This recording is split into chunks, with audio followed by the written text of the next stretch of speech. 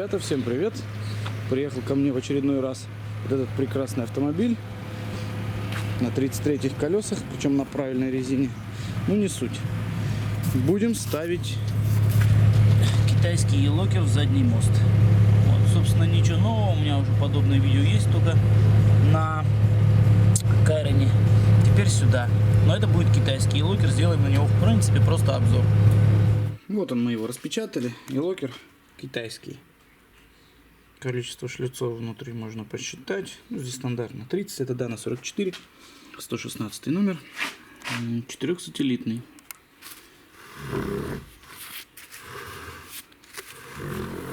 То есть уже по новой конструкции, по новому образцу. В принципе, это сделан получше, чем тот, который передний я ставил. Как бы покачественнее, мне кажется, обработка. Вот. Сейчас я еще докопаюсь до внутренних сателлитов. Там внутри квадратик стоит. От него отходит 4 пальца. На них надеты сателлиты. То есть это усиленная конструкция, нормальная. Вот, сейчас попробую напильничком или надфилем потереть сателлиты. Посмотрим, как они по качеству. Ну, вскрыл я этот E-Locker китайский. Вот. Если снаружи обработка еще более-менее, внутри, конечно, и вот по вот этой вот шершавой поверхности крутится колечко. Как раз таки упорное, гидрогенизированное, как его говорят. Не знаю, так это или нет. Вот это вот колечко. Вот. Так, пружинка. Вот.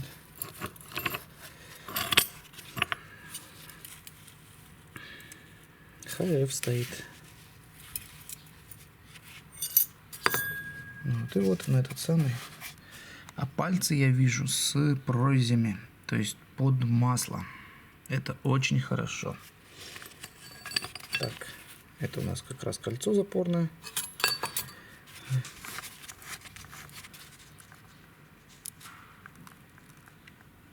Ну, люфты небольшие есть. На пальцах, конечно, не очень хорошо, но я думаю, что когда масло туда попадет, эти люфты немножко компенсируются. Так, в принципе, видно, да, как их фрезеровали все это дело.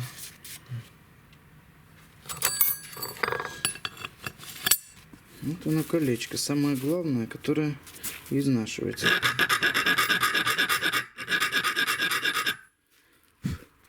Напильнику не поддается. Шестерни полуоси, которые входят в зацепление.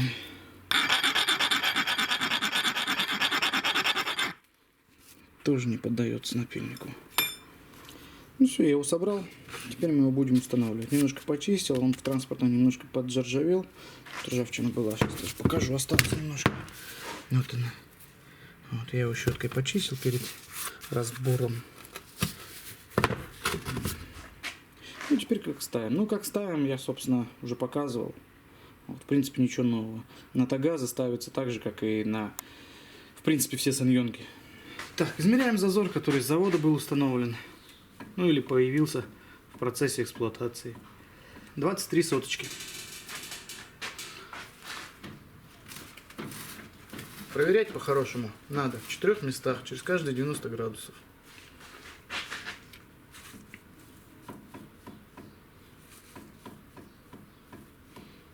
Здесь примерно так же. Здесь поменьше. 18.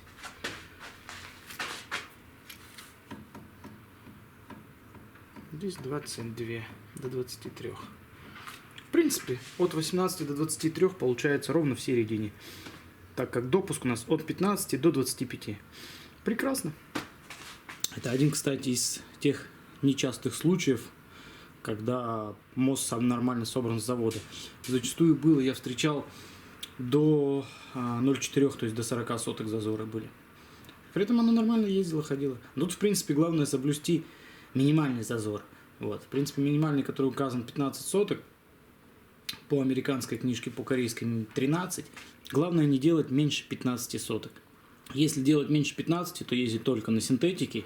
Вот. Если делать 15 и больше, ну, синтетика, минералка, без разницы, это мост любое масло переваривает. Главное, чтобы оно было GL5. Стоял здесь червячный самоблок. Вот. Это фирма Nitro Gear. Мы их уже определили. На Тагазах стояли два типа дифференциалов. Это кулачковые, как я у себя показывал, и вот червячный. Дело в том, что на все Тагазы ставились мосты только Тангил и наперед, и назад. Ну, тут как бы даже альтернативы нет. Если стоит другой, значит его меняли уже. А в Тангилах болты крепления планетарки, они дюймовые, так же, как и в КСК, но они в диаметре больше, то есть они где-то 11 с чем-то в миллиметрах, это, в дюймы переводить, там какой-то их стандартный размер. Соответственно, этот же дифференциал выпускается под мост Дана 44. В Дане 44, так же, как и в КСК, это полный аналог, собственно, используются болты что-то диаметром около 9,5, что-то типа того.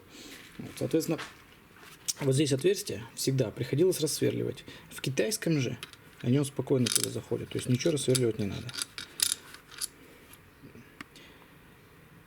Есть Дана 44, какие-то модификации, там тоже используются вот такие же болты.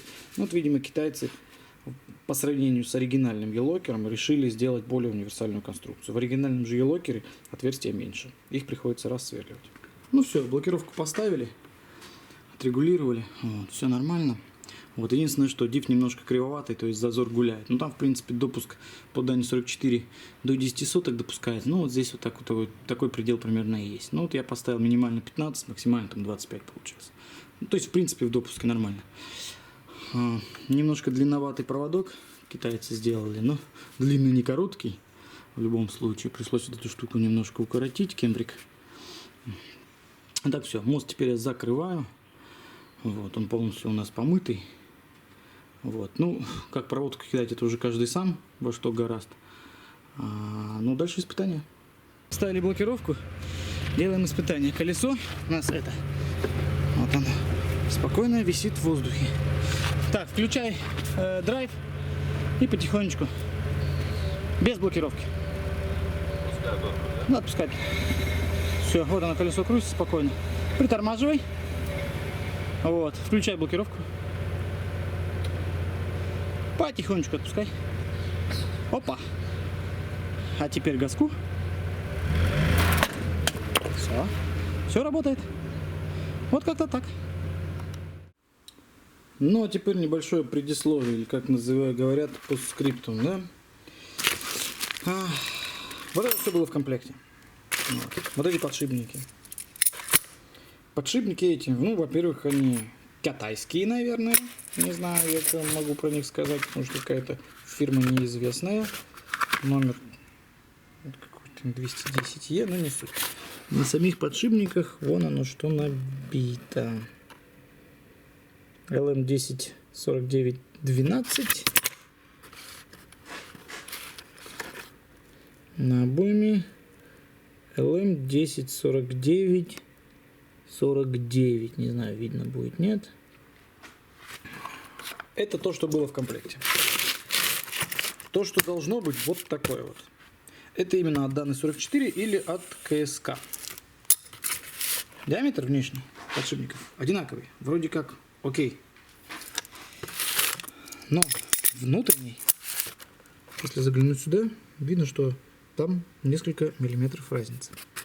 Ну и как бы по толщине, да, видим, что охренеть какая разница. Вот, но и китайцы в комплекте положили вот такие колечки, которые кладутся, я так понимаю, вот сюда. Вот это толстое кольцо, оно вот сюда кладется, да. Ну и остальные вот этот наборы регулировочные. Ладно, хорошо, с толщиной решили. Но с этим как решить вопрос? Никак. Вот. Поэтому, кто будет ставить елокер вот такой вот китайский, да в принципе и не китайский, любой, нужно новые подшипники именно от КСК. Мы взяли оригинал. И еще учесть надо. А так как на Тагазах стоят мосты Тангил, а в Тангил вообще бьются подшипники другие. В Тангил вот такие подшипники бьются. Вот. Разница в чем? Опять же, диаметр здесь еще меньше. На Тангилах диаметр посадочный под подшипник, шейки под подшипник, они меньше. Там буквально на 2-3 мм, по-моему, на 3. Мы там дифференциал ставим от Дана 44. Соответственно, подшипники надо брать точно такие же. Не первый раз уже народ ошибался, когда приезжали ко мне с полным комплектом всех запчастей. Там мост гудит, привозят, например, все подшипники, да.